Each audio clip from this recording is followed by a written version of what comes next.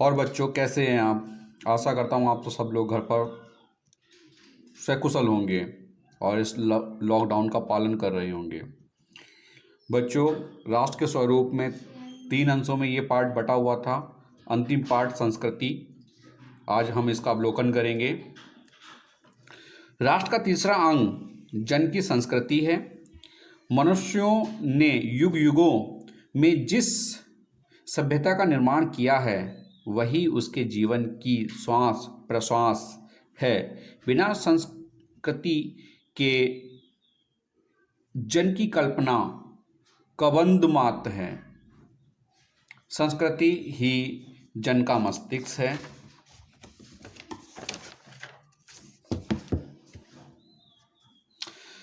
संस्कृति के विकास और अभ्युदय के द्वारा ही राष्ट्र की वृद्धि संभव है। राष्ट्र के समग्र रूप में भूमि और जन के साथ साथ जन की संस्कृति का महत्वपूर्ण स्थान है। यदि भूमि और जन अपनी संस्कृति से विरहित कर दिए जाएं तो राष्ट्र का लोप समझना चाहिए। जीवन के बिटप का पुष्प संस्कृति है। संस्कृति के सौंदर्य और सौरभ में ही राष्ट्र जन के जीवन का सौंदर्य और यश अंतर्निहित है। ज्ञान और कर्म दोनों के पारस्परिक प्रकाश की संज्ञा संस्कृति है। भूमि पर बसने वाले जन में ज्ञान के क्षेत्र में जो सोचा है और कर्म के क्षेत्र में जो रचा है, दोनों के रूप में हमें राष्ट्रीय संस्कृति के दर्शन मिलते हैं। जीवन के विकास की युक्ति ही संस्कृति के रूप में प्रकट होती है। प्रत्येक जाति अपनी अपनी विशेषताओं के साथ इस युक्ति को निश्चित करती है और उससे प्रेरित संस्कृति का विकास करती है।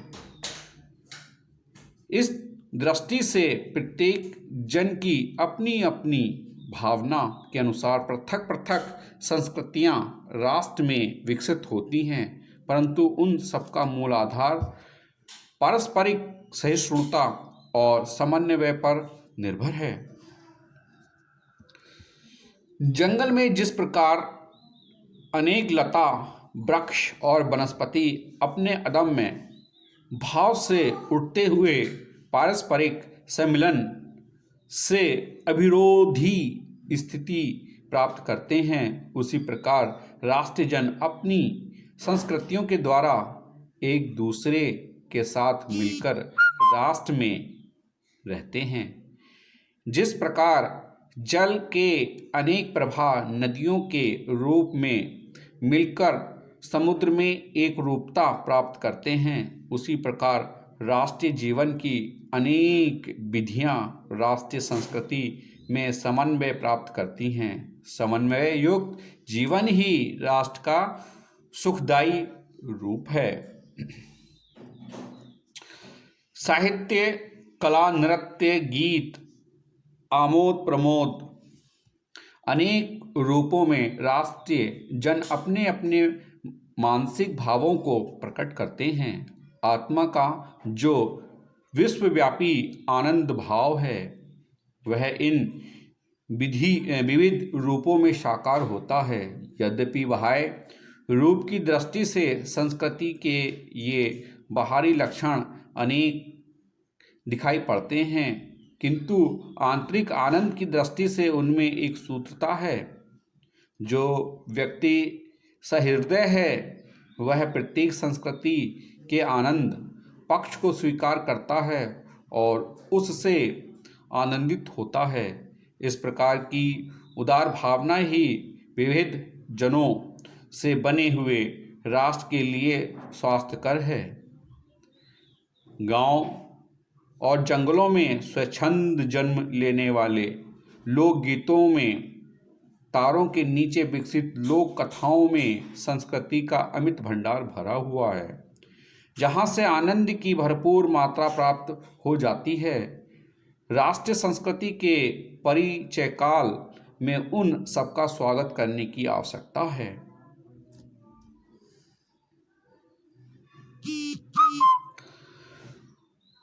पूर्वजों ने चरित्र और धर्म, विज्ञान, साहित्य, कला और संस्कृति के क्षेत्र में जो कुछ भी पराक्रम किया है, उस सारे विस्तार को हम गौरव के साथ धारण करते हैं और उसके तेज को अपने भावी जीवन में साक्षात देखना चाहते हैं।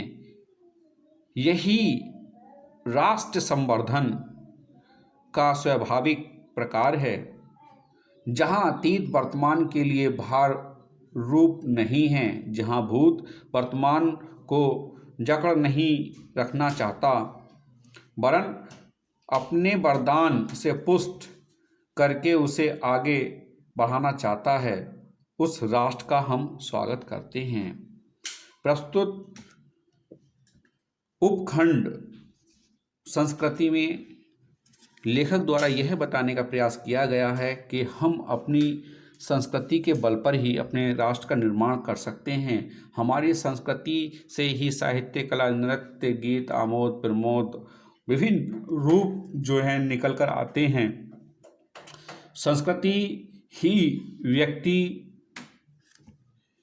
जनों द्वारा एक दूसरे को, आने वाले वंशजों को दी जाती है, जो कि उसको वो आगे बढ़ाते हैं, और यही राष्ट्र का विकास कहलाता है। जब संस्कृति एक समुदाय से दूसरे समुदाय, एक वंश से दूसरे वंश को दी जाती है, तो इससे उस संस्कृति का विकास होता है, विकास जो कि भूमि और जन के लिए अति आवश्यक है, और इन तीनों से मिलकर ही राष्ट्र का निर्माण होता है।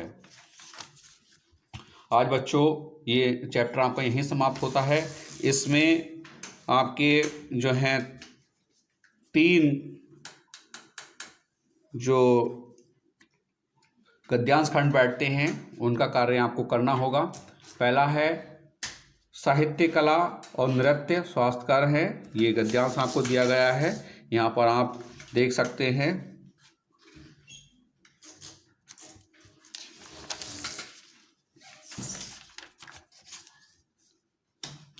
इसमें रेखांकित अंश की व्याख्या करनी है।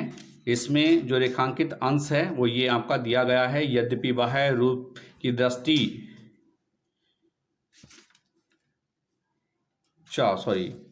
ये है आपका ये वाला जंगल में रूप से लेकर इसमें रेखांकित अंश की आपको व्याख्या करनी है।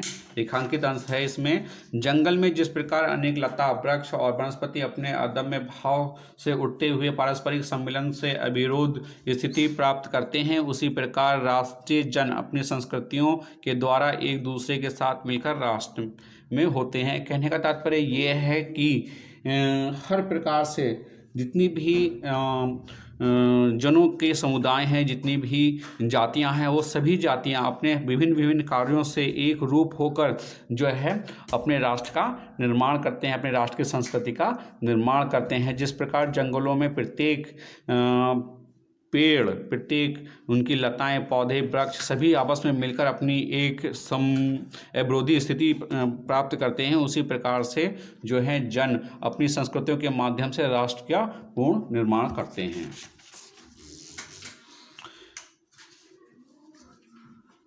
यहाँ पर अगला प्रश्न है, जंगल में लता, वृक्ष और वनस्पति किस अदम्य भाव के कारण अविरोध स्थिति प्राप्त करते हैं? मैंने आपको अभी बताया, राष्ट्र के जन जिसके द्वारा एक दूसरे के साथ मिलकर राष्ट्र में रहते हैं। राष्ट्र के जन किसके द्वारा एक दूसरे के साथ मिलकर राष्ट्र में रहते हैं। राष्ट्र के जन जो हैं इसके द्वारा संस्कृति और भूमि के द्वारा मिलकर एक राष्ट्र में रहते हैं। जल के अनेक प्रवाह किसके रूप में मिलकर और कहाँ एक रूपता प्राप्त करते हैं? आप देखते हैं जिस प्रकार जल के अनेक प्रवाह नदियों के रूप में मिलकर समुद्र में एक रूपता प्राप्त करते हैं। ठीक है, अगला है आपका साहित्य कला और नृत्य स्वास्थ्यकर होती हैं। इसमें पाठ और लेखक का नाम आपको पता ही है। और लेखांकित अंश जो है आपका ये बनता है कि यद्यपि बाह्य रूप की दृष्टि से संस्कृति के ये बाहरी लक्षण अनेक दिखाई पड़ते हैं, किंतु आंतरिक आनंद की दृष्टि से उनमें एक सूत्रता है। हम देखते हैं कि जो है साहित्य कला, नृत्य और अनेक जो मानसिक भाव हैं वो अलग अलग हो सकते हैं, परंतु जब उनका हम आंतरिक हृदय से आनंद प्राप्त करते हैं तो वो हमें ऐसा लगता है कि वो सब एक ही पहलू के कई हिस्से हैं, एक ही पहलू से, एक ही लता के कई पत्तों के समान हैं, एक ही शाखा की, एक ही पेड़ की कई शाखाएं हैं। अर्थात कहने का तात्पर्य यह है कि वो सब एक ही सूत्र से बंधे हुए हैं। इसमें अगला प्रश्न है जो आपको करना है, आत्मा और विश्वव्यापी आनंद भाव किन विविध रूपों में साकार होता है। इसके बाद अगला प्रश्न है, सहृदय व्यक्ति क्या करता है। अंतिम जो गद्यांश है वो पूर्वजों ने से लेकर स्वागत करते हैं, जो कि यहाँ पर अंत में दिया हुआ है। इसमें रेखांकित अंश, पहले में तो आपको गद्यांश का संदर्भ लिखना है और रेखांकित अंश की व्याख्या करनी है। रेखांकित अंश की व्याख्या में पूर्वजों ने चरित्र और धर्म, विज्ञान, साहित्य, कला और संस्कृति के क्षेत्र में जो कुछ भी पराक्रम किया है उस सारे विस्तार को हम गौरव के साथ ग्रहण करते हैं। कहने का तात्पर्य ये है जो हमारे पूर्वज हैं उन्होंने अपनी संस्कृति के बल पर, अपने कार्यों के बल पर जो अपना चरित्र निर्माण किया है, धर्म और विज्ञान को जो बढ़ाया है, साहित्य और कला में जो योगदान दिया है, वही सब मिलकर जो है संस्कृति का एक बड़ा रूप हमें प्राप्त हुआ है, जिस पर हमें गौरव करने की आवश्यकता है, क्योंकि वह हमारे लिए एक महान धरोहर है जिसे हमें आगे ले जाना है। इसमें है अगला प्रश्न, हमारे पूर्वजों ने संस्कृति के किन किन क्षेत्रों में अपना पराक्रम दिखाया है। अभी हमने पीछे पढ़ा, हम अपने भावी जीवन में साकार होता हुआ किसे देखना चाहते हैं, अपने वर्तमान को आगे बढ़ाना चाहते हैं। और राष्ट्र के विकास का स्वाभाविक ढंग क्या है। तो स्वाभाविक ढंग ये है कि हमें अपने अतीत को ग्रहण कर और अपने भविष्य और अपने वर्तमान को जो है सुदृढ़ करके अपने भविष्य को प्राप्त करना है, आने वाले भविष्य का स्वागत करना है। तो बच्चों ये चैप्टर आपका यहीं समाप्त होता है और आपको जैसा कि डेली बताया जाता है, पर डे बताया जाता है कि आप अपने कार्य को कर अब उसकी एक पिक जो है आपको शाम को 4 से 5 बजे के बीच में सेंड करनी है अपने व्हाट्सअप आईडी पर, जिसमें आपको अपना नाम भी उसमें सम्मिलित करना है, जिससे कि आपकी जो है अटेंडेंस सुनिश्चित की जा सके। आज के लिए इतना ही। Have a nice day.